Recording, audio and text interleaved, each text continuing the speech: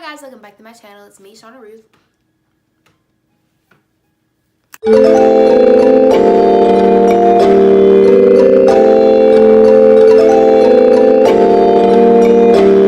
And today I'm going to be talking about something a little bit different. If you didn't know, I'm very much into murder cases, missing persons cases, serial killers, and what have you. So I thought it'd be fun to talk about a serial killer. Today I'm going to be talking about Robert Pickton, aka the pig farm killer. He was raised on a family farm. He was born on October 24th, 1949, in a family of 4. They all ran the farm together. The farm was located in Port Coquitlam, I hope I'm saying that right, in British Columbia. Just to give you a little bit more background of his childhood and before he committed all these crimes. He was socially awkward. He had a low, grungy, raspy voice. His childhood was not the easiest. School was not easy for him. He was in special education classes until he dropped out in between 1963 and 1964. In fact, his IQ score was an 86, and the mental retardation IQ score is lower than a 70, if that tells you anything. He told some childhood stories about his favorite calf being butchered. He told another story about his favorite horse, Goldie.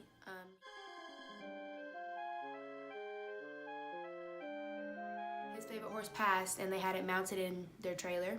And mind you, the trailer was not the cleanest, it wasn't the nicest. It had junk all over the front yard, the grass was overgrown, it was filthy on the inside. There was cars and like random car pieces all over the front like area, as witnesses said, of course.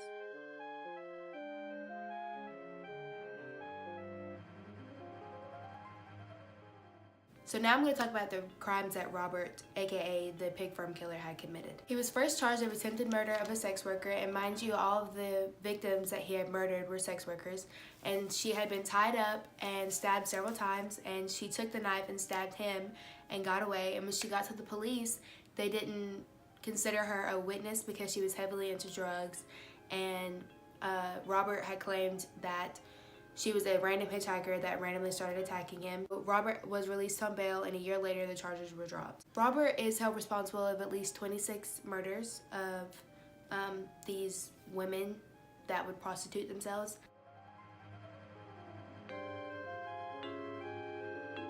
The area where he picked up his victims were Vancouver's east side downtown, and it was riddled with drug dealers and pimps and prostitutes and all types of drugs.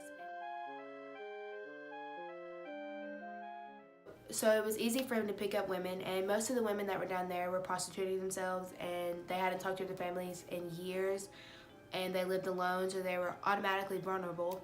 And so when they went missing, no one would even notice for months or sometimes even years.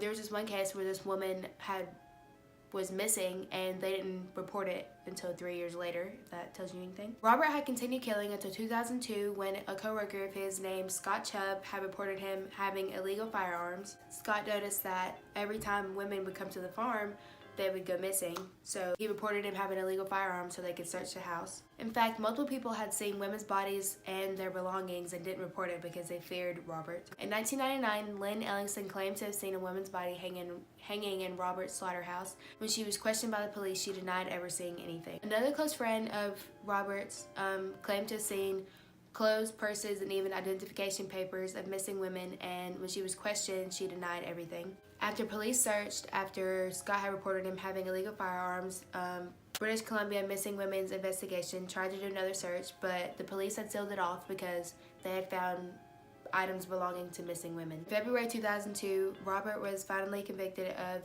2 counts of first-degree murder of Serena Abotsway and Mona Wilson. I hope I said those right. And eventually 15 counts of murder would be added to his sentence. December 9, 2007, the verdict said that Robert Pickton was found guilty of 6 counts of second-degree murder and was sentenced to life and no chance of parole in 25 years. They tried to add 20 more charges for the other women that he had murdered, but they basically said that there was no point in doing that since he got the maximum sentence. He got life, so they rejected it. So when he was convicted of these crimes, they put an undercover police officer in the cell as him, and he admitted to killing 49 women and wanted to make it 50, but he got caught before he could make it 50. But he was only convicted of killing 26 women. No one really knows what happened to the bodies, like what he did to the bodies, because he fed them to the pigs. The only way that they could connect him to the crimes was that they found like the women's belongings. And it was said that since the pigs ate the women, after he would butcher them, he would sell them, and the human meat would be mixed in with the pig meat. So people were eating pig meat, which is so like screwed up. So justice was served and Robert got life and he died in prison. Alright, I think I covered everything. So if you enjoyed this, give it a good thumb. I enjoy making these videos, so I'm going to keep doing them. I hope you guys liked it. Subscribe and follow all my social medias, and where I found all this information will be in the description.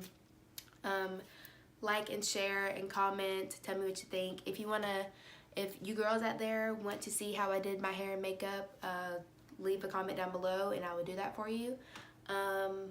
Thanks for watching, and I'll see you next time.